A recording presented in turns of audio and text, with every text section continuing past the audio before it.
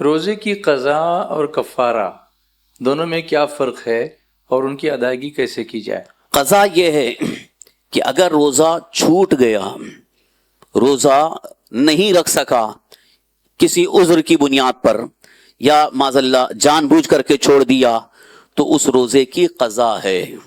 قضا کب ہے؟ جب رمضان شریف ختم ہو جائے، یعنی عید کا دن چھوڑ کر اس کے بعد سے وہ جو بھی روزے چھوٹے ہیں، چاہے بیماری کی وجہ سے یا سفر کی وجہ سے، یا خواتین عورتوں کے لیے جو ایام ہیں ناپاکی کے، ان دنوں کی وجہ سے جو روزے چھوٹے ہوئے ہیں، ان روزوں کو رمضان شریف کے بعد یعنی عید کے دوسرے دن کے بعد سے وہ روزے قضا رکھے جاتے ہیں۔ اس کو کہتے ہیں قضا۔ تو یہاں پر یہ جو روزہ چھوٹا ہوا ہے اس روزے کو ادا کرنا یہ قضا ہے۔ لیکن کبھی اگر ایسی معاذ اللہ ایسی صورت ہو گئی کہ جان بوجھ کر کے روزہ توڑ دیا، روزہ توڑ دینا الگ ہے، روزہ چھوڑنا الگ ہے۔ تو جہاں توڑ دیا ہے وہاں اس کے لیے وہ کفارہ ہے۔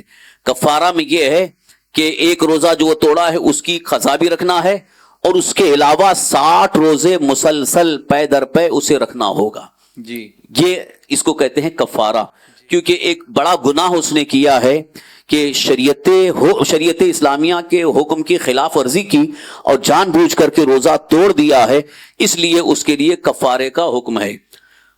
یہاں پر ایک شرط یہ بھی ہے کہ رات میں نیت بھی کیا ہو، اور نیت کر کے روزہ رکھ لیا اور بلا عذر شرعی اس نے روزہ توڑ دیا، تو یہ ایسی صورت میں اس روزے کے کفارے کا حکم دیا جاتا ہے۔ کفارہ یعنی 60 روزے مسلسل پے در پے کنٹینیو اسے رکھنا ہوگا، یہ ہے کفارہ۔